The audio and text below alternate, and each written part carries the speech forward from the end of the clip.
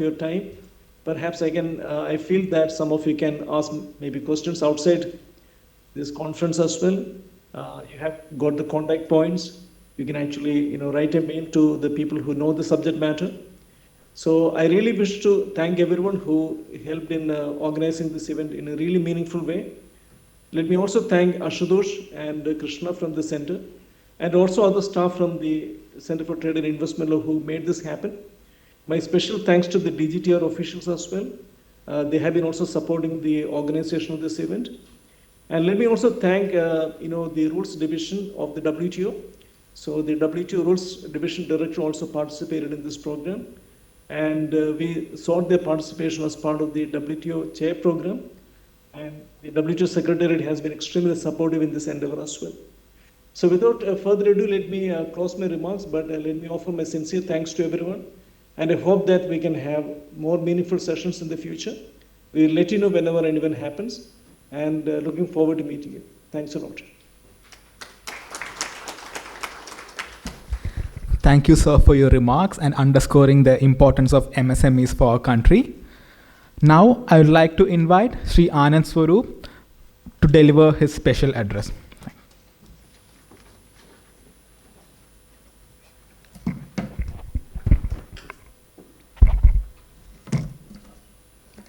First of all, let me thank CTIL for the invitation, also the DGTR for inviting me. It's been a year back amongst all friends, so it's always a very refreshing feeling. As has been mentioned several times, let me also repeat, MSMEs are the backbone of Indian economy. They contribute 30% of India's GDP.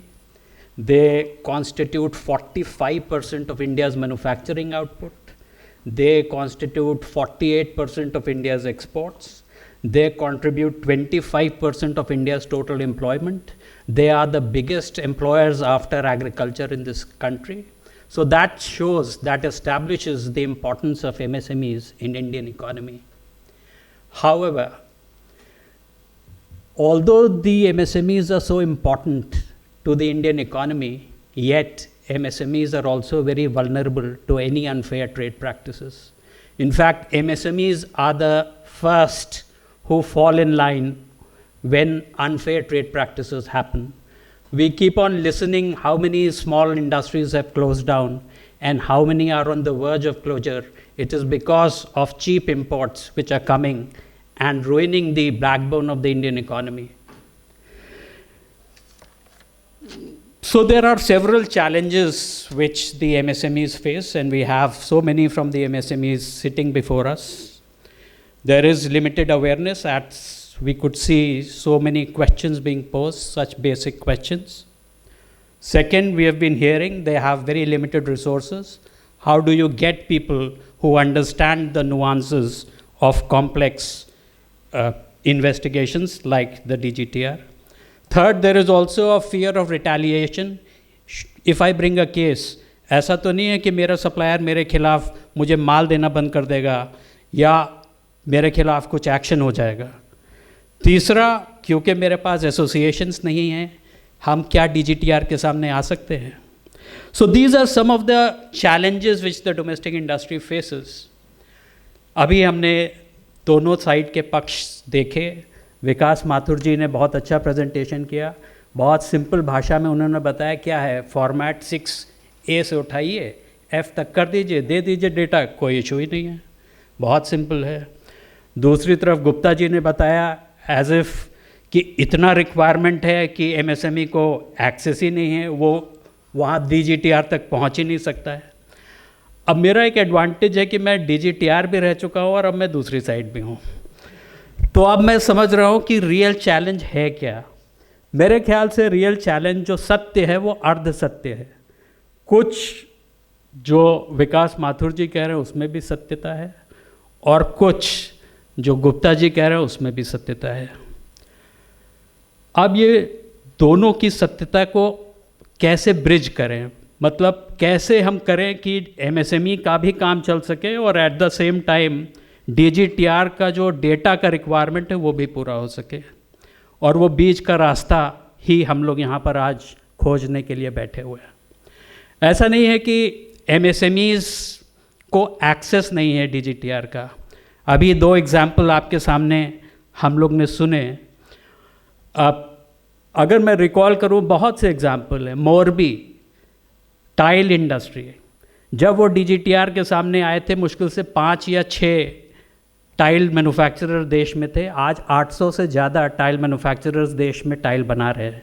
India is now the second biggest tile manufacturer in the world. We are also the second biggest exporter of tiles in the world. Second example, PVC flex films. पहले एक था, आज 300 से ज़्यादा है। Aluminium foil बहुत कम थे, आज हर छोटे छोटे शहर में एल्युमिनियम फॉयल्स बन रहे हैं।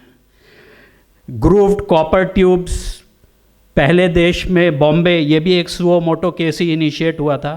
आज बहुत लोग ग्रूव्ड कॉपर ट्यूब्स बना रहे हैं, एयर कंडीशनिंग में काम आती है। जूट अनदर एग्जाम्पल है कि बहुत छोटी छोटी यूनिट्स हैं, बांग्लादेश और नेपाल से चैलेंज फेस कर रही थी, आज इंडस्ट्री अच्छा कर रही है, एक नई एप्लीकेशन और आई हुई है। उसी तरह से बहुत से एग्जाम्पल हैं। PCB का एग्जाम्पल आपने सुना, वैक्यूम फ्लास्क की बात हुई, ग्लास मिरर का एग्जाम्पल सुना, तो बहुत सी सक्सेस स्टोरीज भी हैं। तो इसका अर्थ ये है कि DGTR में जाना जटिल है पर असंभव नहीं है, संभव है, और हमारे सामने बहुत से एग्जाम्पल्स बैठे हुए हैं। अब इसको हमको करना कैसे है, चैलेंज कैसे है? सिद्धार्थ महाजन जी जो DGTR हैं, उन्होंने बताया कि हमें अपने डेटे का रिक्वायरमेंट को दुरुस्त करना चाहिए। आपने भी बात सही कही कि जब हम फैक्ट्री लगाते हैं तो थोड़ी सोचते हैं कि DGTR मुझे आज से 10 साल बाद जाना पड़ जाएगा। परंतु मैं बहुत बार एग्जाम्पल देता हूँ कि रोज़ युद्ध तो नहीं होता है, बट सेना तो हम खड़ी करते हैं ना, आर्मी वहाँ रहती है कि यदि अगर हुआ तो मेरे पास एक लाइन ऑफ डिफेंस होनी चाहिए। उसी तरह से हमारी MSME मानते हैं छोटी है, रिसोर्स के कंस्ट्रेंट्स हैं, बट जो डेटा का रिक्वायरमेंट है वो थोड़ा मेहनत करके पूरा किया जा सकता है। और जैसे मैंने आपको बहुत से उदाहरण दिए, उन छोटी छोटी यूनिट्स ने उनको पूरा भी किया है और उसका लाभ भी हुआ है। मुझे लगता है कि आपको क्या चाहिए, आपको एक फास्टर रेमेडी चाहिए, जाके आपको क्विक रिजल्ट मिले। इंडस्ट्री का मरने का इंतज़ार नहीं करना चाहिए, कैसे हम आपको जल्दी से जल्दी आपको राहत मिल सके। दूसरा, कैसे जो आपकी रेमेडी है वो सस्ती हो। ऐसा नहीं कि उसमें लाखों करोड़ों रुपए का खर्चा है, जितने का मेरा फैक्ट्री नहीं है उससे ज़्यादा का मैं DGTR इन्वेस्टिगेशन में दे दूं। और तीसरा, मुझे लगता है कि जो आपको रेमेडी मिले वो सिंपल मिले, इतनी कॉम्प्लेक्स भी ना हो कि आपको समझ में ना आए, लेकिन इतनी सिंपल भी नहीं हो सकती क्योंकि इंटरनेशनल रिक्वायरमेंट्स होते हैं, कुछ डेटा की पूर्ति होती है। जो मुझे लगता है इसका सलूशन है कि अगर DGTR में भी अगर एक एम्पैथी है, एक सिंपैथी है, एक भावना है कि हमारी MSME इंडस्ट्री को हमको मदद करनी है अगेंस्ट अनफेयर ट्रेड प्रैक्टिस, तो जो भी आपकी छोटी मोटी दिक्कतें हैं उनको पूरा किया जा सकता है।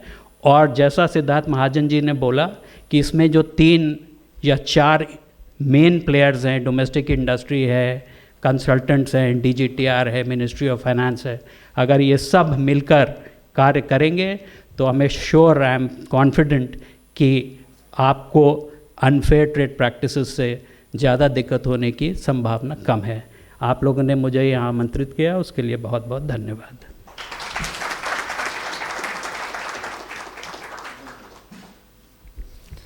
Thank you, sir, for your remarks and highlighting how important it is to facilitate trade remedies for MSMEs as they are considered as the backbone of Indian economy. Now, before we conclude, I would like to invite Krishna Bhattacharya, Associate CTIL, to present mementos to Sri Anand Swaroop sir and Sita Raman sir.